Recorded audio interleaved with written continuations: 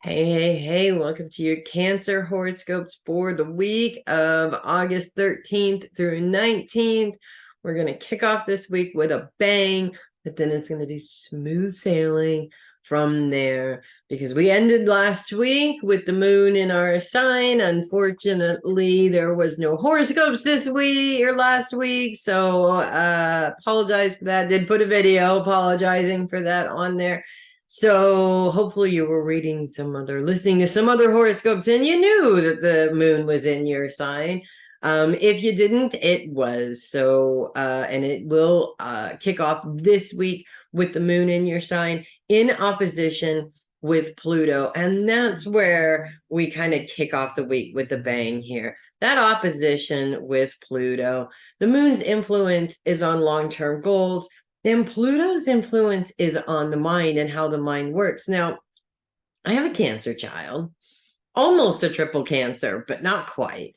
But he almost was. Had he been born an hour later, he would have been.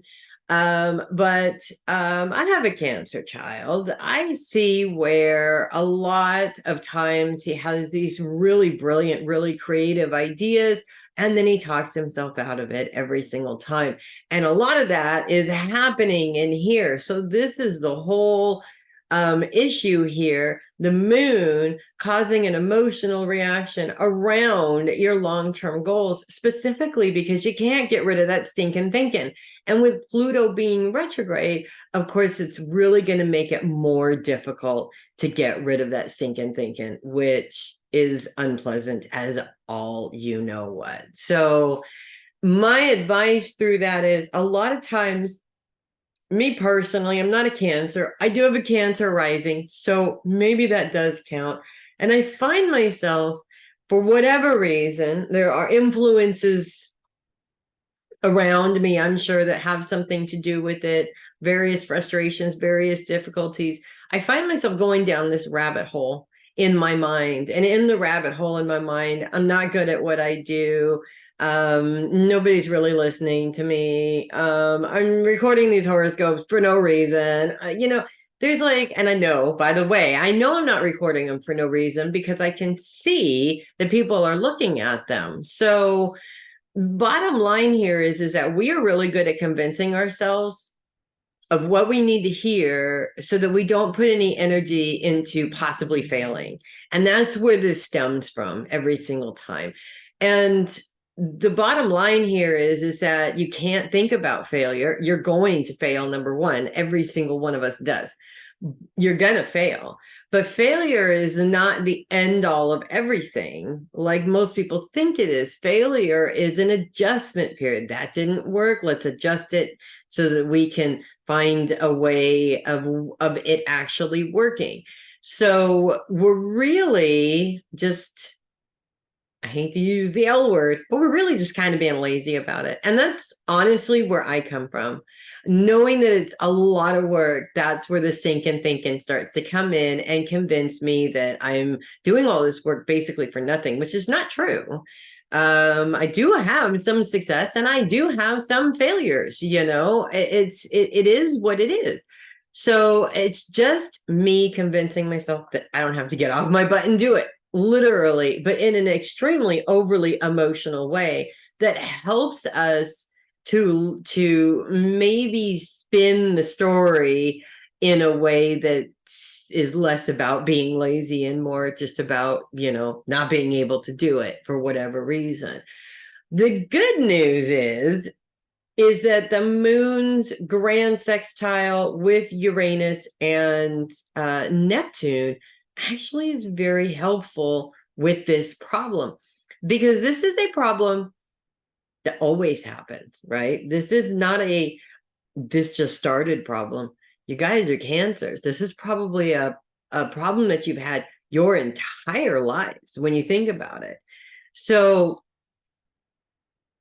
while you're going through the problem, to have this epiphany, which is what this grand sextile is helping with, it has this epiphany, bringing in the support system of the people that you love and the people that you have formed relationships with, which we know Cancers are very selective about who they form relationships with. So it's probably not very many people, but it could be all the people that you have formed relationships with. And because Neptune's focus is on those you love and Uranus's focus is on relationships. So these are all your closest relationships.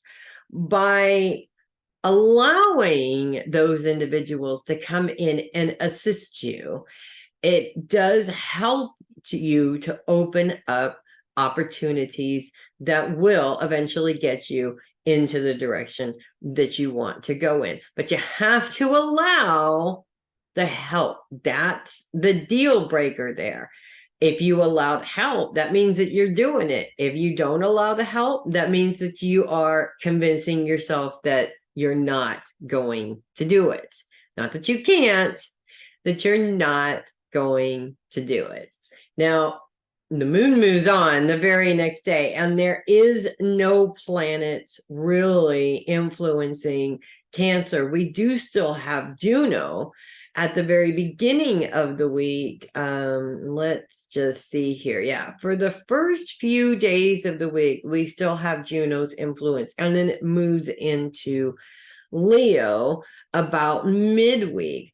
Juno's influence, Juno is, again, we're all about relationships here. Juno is known as the great consort. So Juno rules things that surround relationships with other people, but specifically romantic relationships, consort being the other word for a spouse.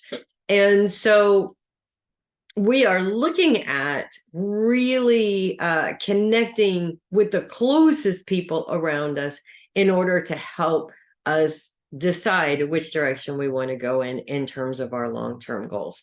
So Juno's influence, while it may not be quite as powerful as the moon, it does have a bit of an influence, and maybe even is opening doors to showing you that your long-term goals, this isn't just about you, but you may need to partner with somebody in order to be as successful as you would like to be, because a lot of times having, as they say, two heads are better than one in many cases. So bottom line is, I feel like the whole lesson surrounding this week for you guys is to be able to identify that crazy place that you go in your head, that very emotional place that you go in your head that stops you from doing what it is that is going to make you great or is going to make you successful, and really identifying it for what it is. It is self-sabotage. It is lazy talk, honestly. It is everything that is not going to help you succeed. And in some cases, it's even convincing you that you don't deserve to succeed. You have control over that. You manage this little voice in your head. Even if somebody else programmed it at some time in your life, you always have the ability to reprogram that. And that is really powerful. The minute you start taking charge of your own programming, the minute everything changes for you. I'm literally a walking example of this. Everything changes for you. And I know that you guys really have it in you to do great things. So, yes, my expectations are pretty high, but they are not so high as to set you up for failure either, because I can't see that. I won't see that. What I will see is that you get closer and closer and closer to your goals, because that is really the ultimate goal. So that is what I have for you guys this week. If you love your horoscopes, do click the link in the description and send me a copy. I would really appreciate that. And I'm Melissa Bruce, the Heavy Metal Psychic. I will see you guys next week. And I expect you guys to make it a great week, because I know that you can. Have a great one, guys.